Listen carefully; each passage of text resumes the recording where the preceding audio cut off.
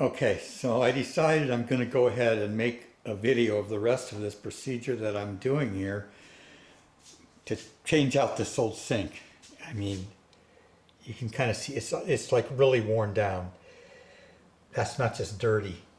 I mean, so after a lot of thought and yeah, so I read about it and looked up a lot of stuff on YouTube. I said, well, probably something, hopefully something I can do. So I went ahead. The first step is you've got to get these tiles off from around it. So I already started doing that, so that's not going to be filmed. But I'm going to go ahead from starting from here, and I want to try to show the rest. Hopefully it'll work out. Yeah, so the procedure on this is you have to get the caulk off from the front of it first. All this caulk has to come off.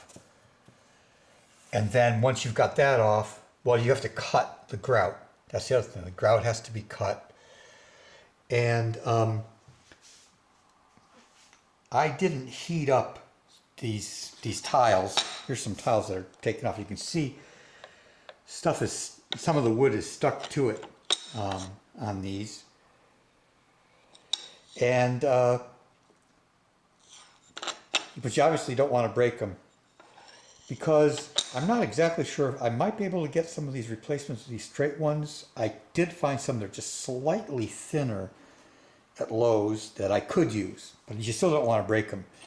And then these ones on the end here, these end ones, these are called V-cap tiles.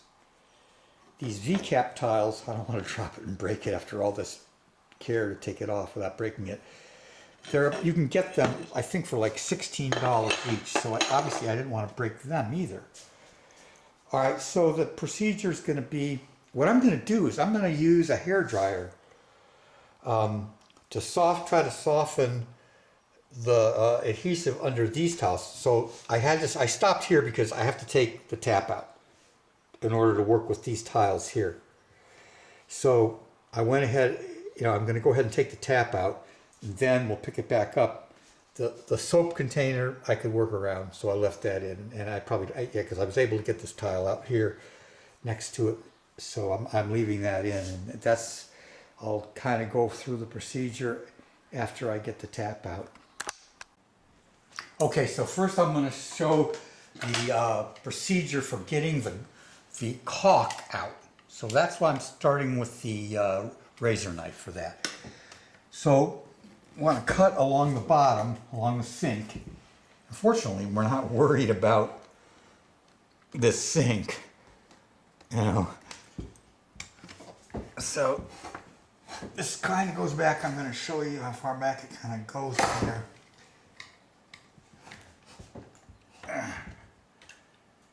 Yeah. I'm going to cut along there.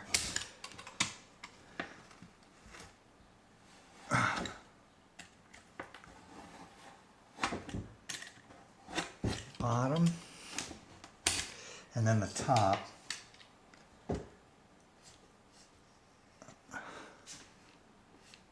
It's not that easy. I mean, it's not going to come right out. It takes a little while to do.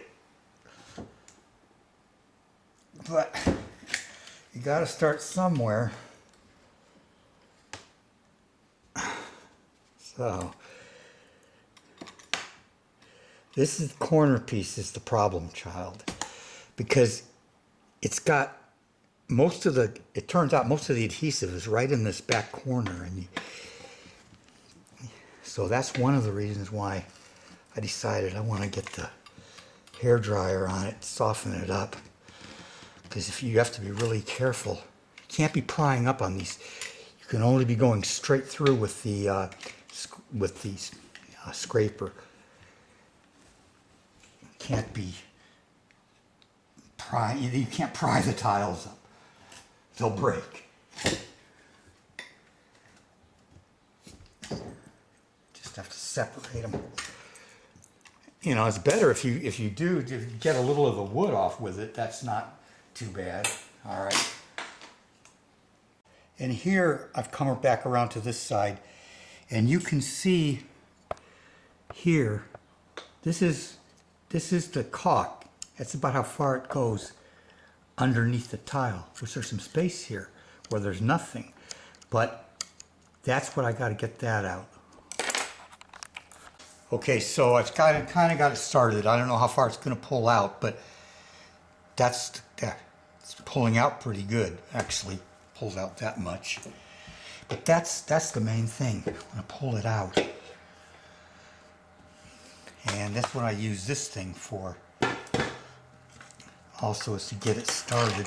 Because you need to use like flexible things, because you don't want like hard things that are going to pry up against the tiles and break them. So there, that's helping pull it out. So that's you get the idea. So I'm not going to keep filming the entire procedure here of removing this caulk. You get the idea. That's what you got to do. I make the razor cut, and then you can see that see the space there, because we're going to need to take that scraper and come in from the front, so I can't have caulk in the way. All right. Okay, so I got the caulk out. You can see it's not in there. One piece came out pretty good. All right, the other thing is about the tools that I'm using here. So one of the things that in researching this I learned is the oscillating tool. So essentially, this is what I got.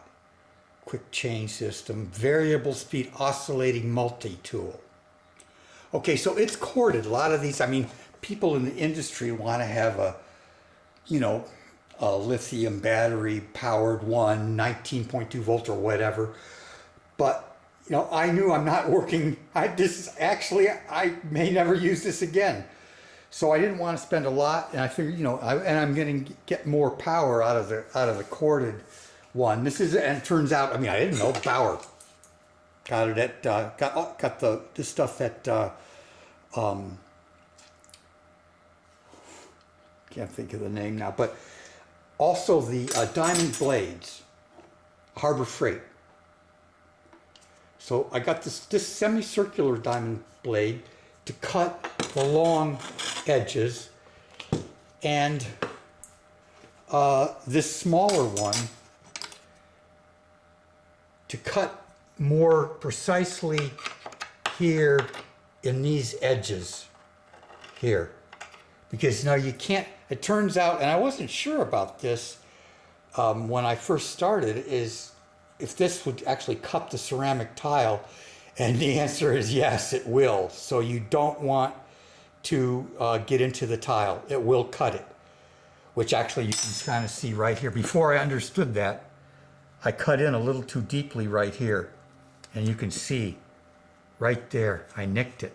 So that'll be a little bit, I'll have to put a little bit of water weld on that, and when it's all done, shouldn't really be visible. But yeah, live and learn. No, I didn't have experience. I've never done this before. So actually these blades, 16-inch, 1/16 of an inch blade, I guess they're thin.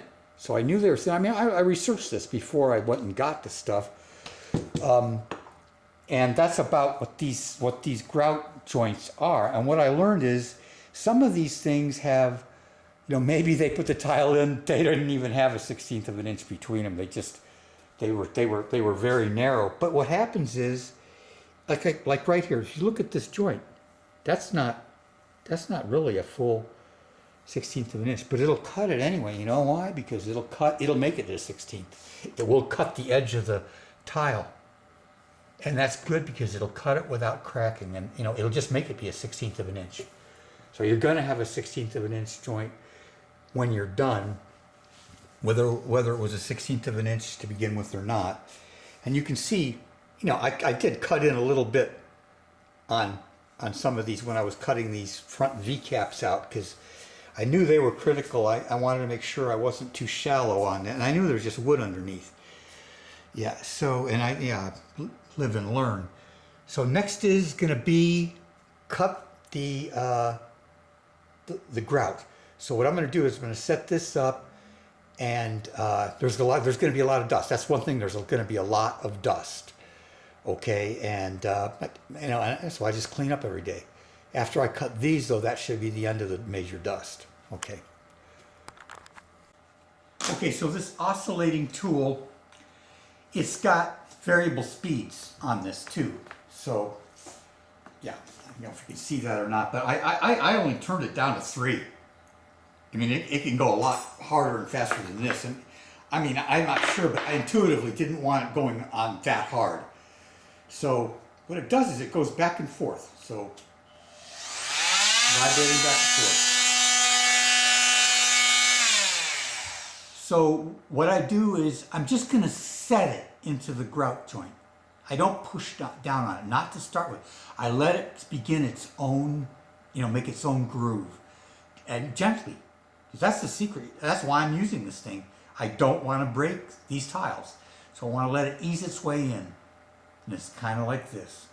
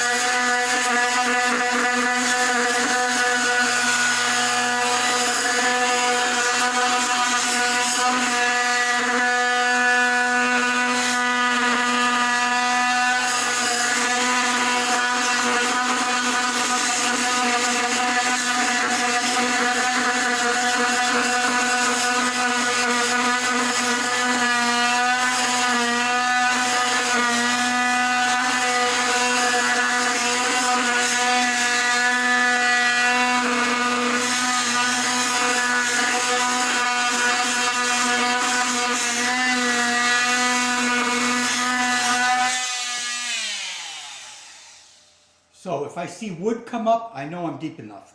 But I'm going to have to shift position a little bit here to continue. Okay, so I can see sawdust here. So I think I'm probably pretty much down, but I still have to finish that end thing because that I have to use the other one for, because I'm getting close to the other tile. So I need the finer tuning on that. So that's next. Okay, so the end one and the side ones, I'm going to use this tool for. Okay.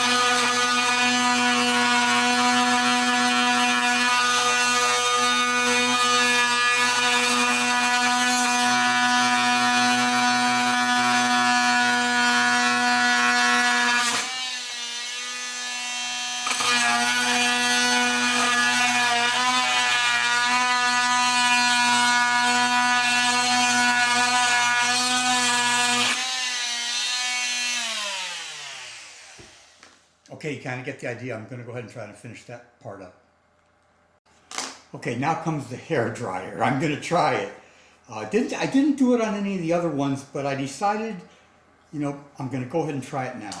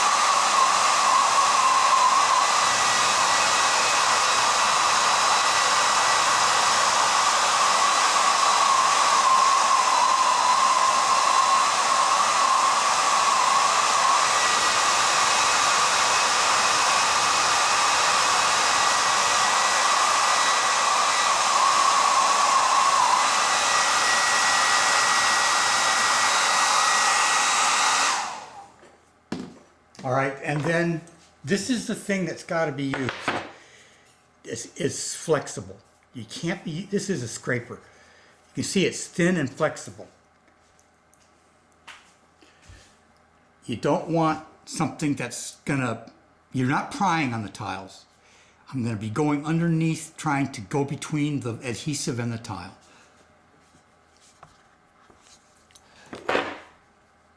So let's see.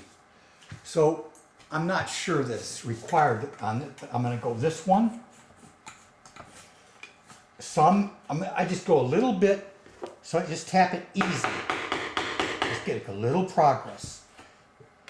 I'm not trying to do it in like one fell swoop. Just get a little bit at a time. Just get up under there. Get a little bit. If it starts feeling easy as I'm doing it, I'll go ahead and advance it.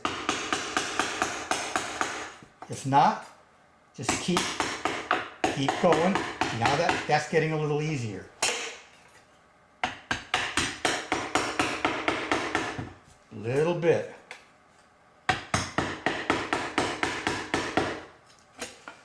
And we'll come this way too. Let's go down from the end. That's how the V-caps worked. The V-caps, you can see all the adhesive is back on this back section of the tile. Not sure the heating did anything, but it probably didn't hurt. A little bit at a time. Just easy. That's the main thing. No prying up. It didn't give yet, so it's feeling like it's starting to give. There it goes. Once it moves, you got it. So did it? Yeah, that dryer made it a little warm. So we'll try that. We'll try that and see what happens. Okay, so the report is yes, the hair dryer definitely helped. And this corner one was resistant more than any of the others. So yeah, you can see where I actually cut in to the wood, which doesn't matter.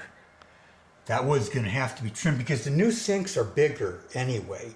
So this hole has to be slightly enlarged to get the new sink in, but pretty much that's it for the additional skill part of this.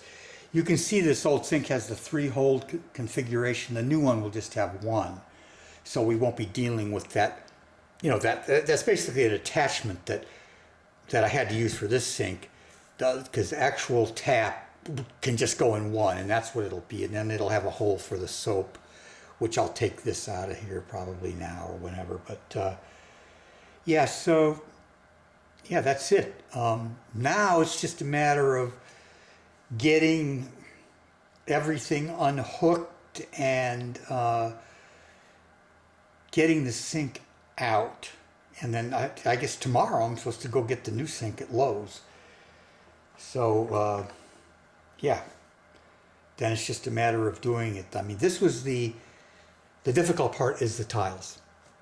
That's the part that that makes it difficult. The rest of it's just taking an old thing out and putting a new one in. Yeah, I'm gonna have to make some cuts that are gonna have to be precise. So like I marked here where the tile edge is, because the new sink is bigger. So what I need is the same tiles are going in.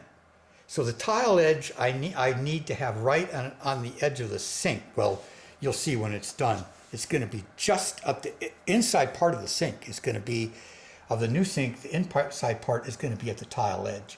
So I have to kind of do that precisely on making the cut, so that when I put it in, everything lines up, because you have to remember the tiles are going to go back on over the new sink too, which is wider, because they don't make them this size anymore.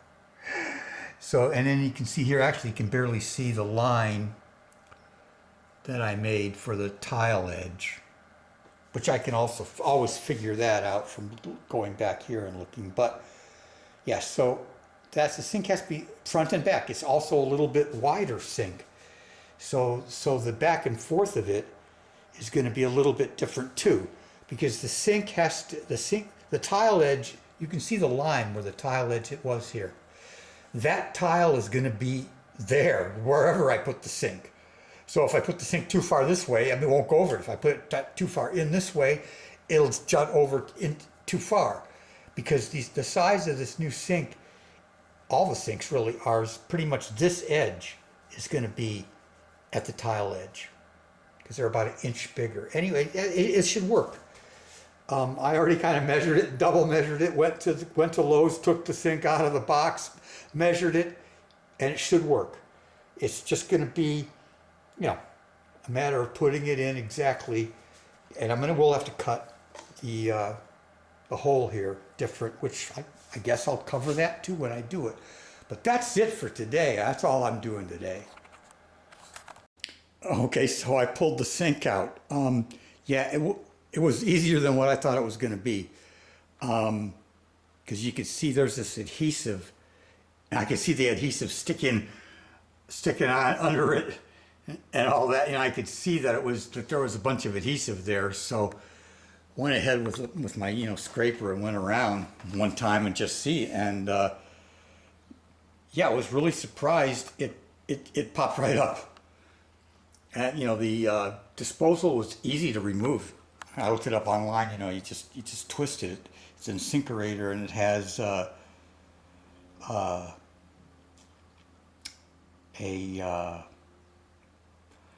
little thing that you turn and it comes right off. So, that's about it for right now. Okay, so I have pulled the sink out. I didn't film it because I wasn't sure. I thought it might be much more difficult because I could see all this adhesive here. That was underneath the edge of the sink. And I'm going, oh man, this is going to be a struggle. I was thinking I might have to get a hydraulic jack from the car or something to push it up or something. Anyway, so I went ahead, took my scraper, and I scraped along the edges somewhat, and then it pried up. So even though there's all this adhesive. Anyway, so then the sink, it came out okay. It's out here. I have to get that drain for the disposal out of it because I'll be using that again. There's the disposal. That came out easy. These things here, they just turn and it just clips right out. I'll have to take that out and put it in the new sink. So that's the old sink, and then the soap dispenser too. That'll go in the new sink. But that's it. Yeah, there's the soap dispenser. So now I'm going to clean that up, and then we'll see what we can do about getting the new sink in there. Okay, so what I've done is I've taken the sink and I've turned it upside down to try to locate it on here where it's going to be. And I think I've got it pretty close, and then I've marked out with Sharpie around the edges to where the outer mark is going to be where there's going to be the groove for this little flange here to sit on, which is a 1/2 inch. The actual cut has to be for these rails have to go inside the cut. So the cut's going to be a 1/2 inch shorter than where this mark is, and then I'll take the sink off and then make my 1/2 inch marks for the actual cut that I plan to do with a saber saw.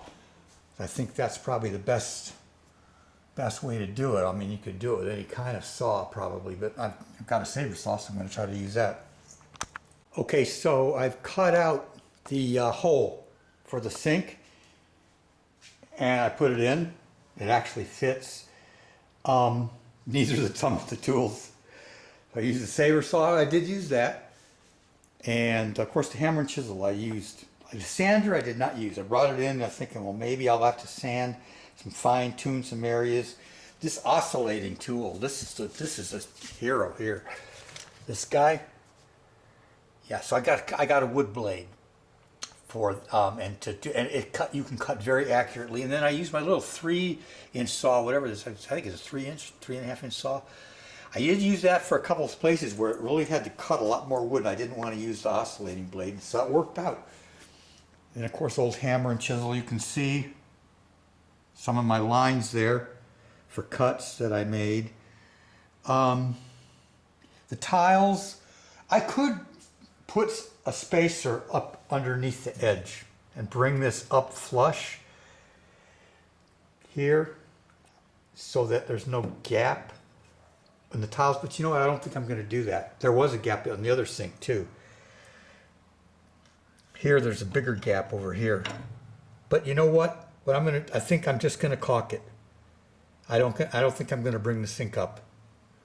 I might check and see how level it is. If it's really out of level, I might bring it up a little bit. I might shim it a little bit.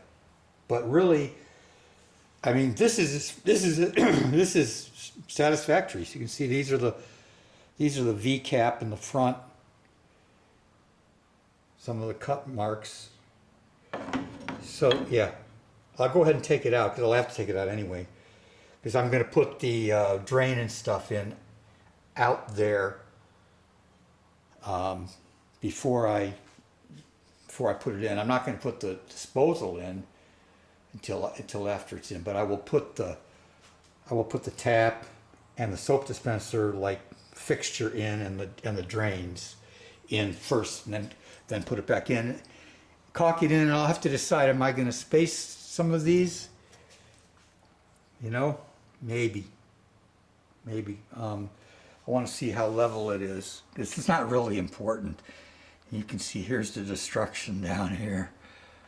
All right, and that's it for right now.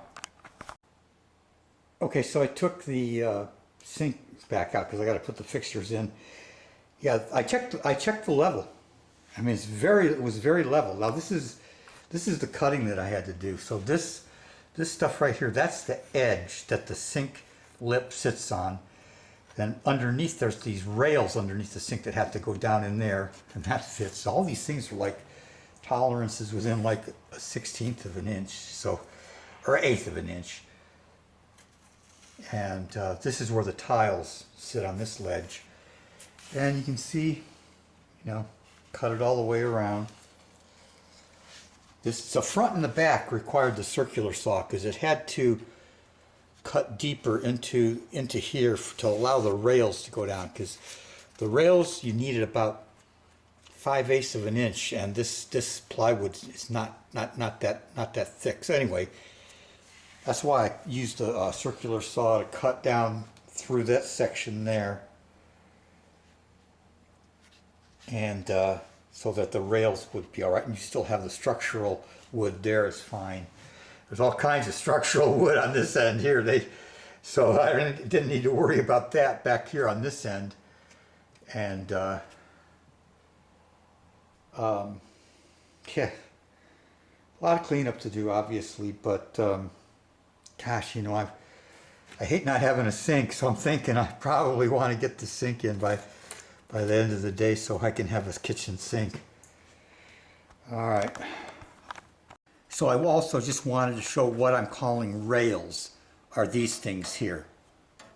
So this is the lip of the sink, and it's like a 1/2 inch. These rails drop down. They have to go inside that wood. That's why I had to cut down, and they're all the way around. So there's this, you know, there's those rails, and then there's these rails on the sides. So each one had to, you know, they have to sit in there, and you only have, I mean, like less than a 1/2 inch, more or less, for the lip to rest on that wood. But there's a lot of surface area, and it's strong enough, so it shouldn't be a problem. I'm gonna use some good adhesive on it. It's not gonna go anywhere. I'm gonna use the adhesive I used for the pool heater system on the roof. That's, you know, as strong as can be. The thing, it says this stuff will outlast your project. Yeah, I mean, yeah, this is strong stuff. So I'm going to put some of that down there first. That'll be, and then get the drains and stuff in there and get the sink in, God willing. Okay, actually this is just a test. I was wanting to test the remote. So yeah, so this is, the sink is in. I may or may not use this section, so I'm going to have to get a new tap and probably get a matching soap dispensers. This is a pretty big sink, but anyway, so I want to check the battery on this memory, on this remote. Okay, so this is the finished sink.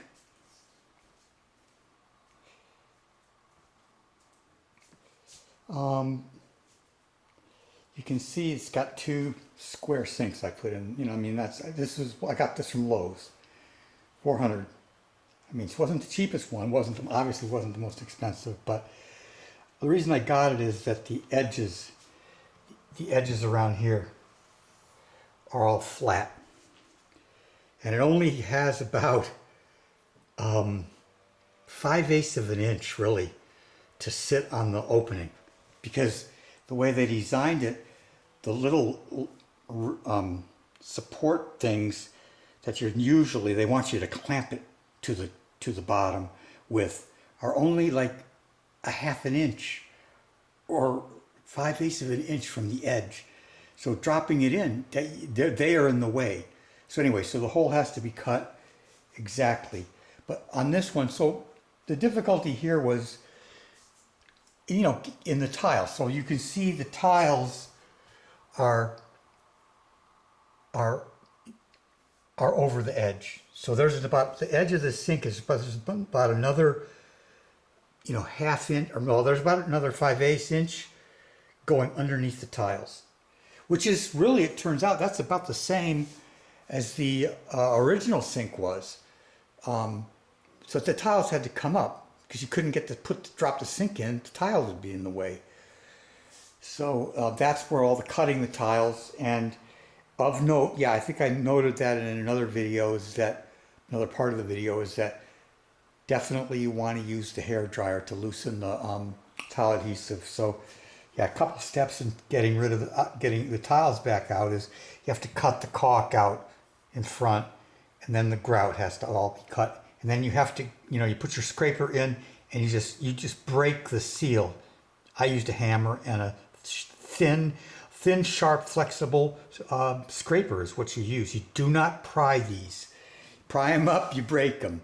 And then if you're doing this like me, because you know, you don't want to replace the whole kitchen countertop. I mean, there's a lot of countertop on this kitchen. You know, I mean, so I'm not ready for $15,000 worth of granite or quartz or whatever I'd have to put in there. So yes, so this job, yeah, this cost about $650, $400 for the sink, cost $100 for the new tap, which yeah, that's half price. I got that half price from somebody who actually had it, couldn't use it, sold it to me for half price. It's a really nice price pfister too. So yeah.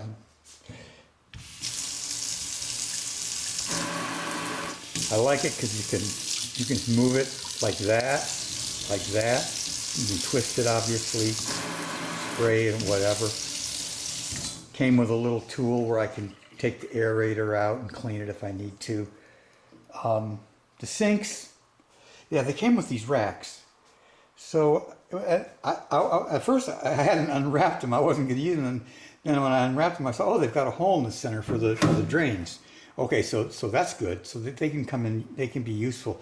Because I got to be able to use the garbage disposal.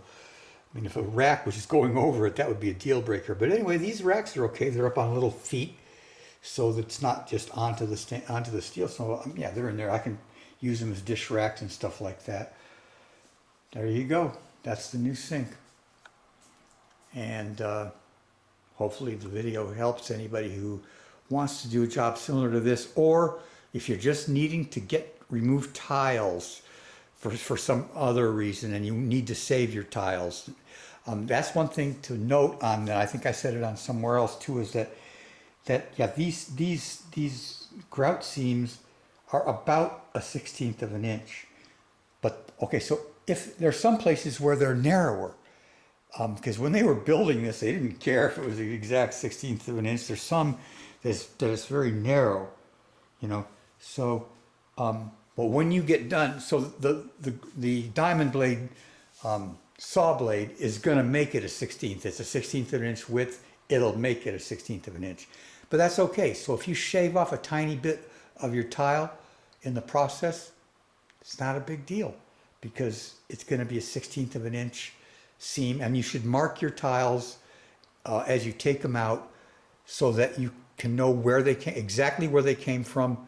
It's probably better to do that. I didn't do that. Instead, I looked at the pattern underneath of where the wood was still stuck on, and pretty much was able to figure it out that way. But so you should probably mark your tiles, and so you can put them in the exact same place. That probably would be helpful as well.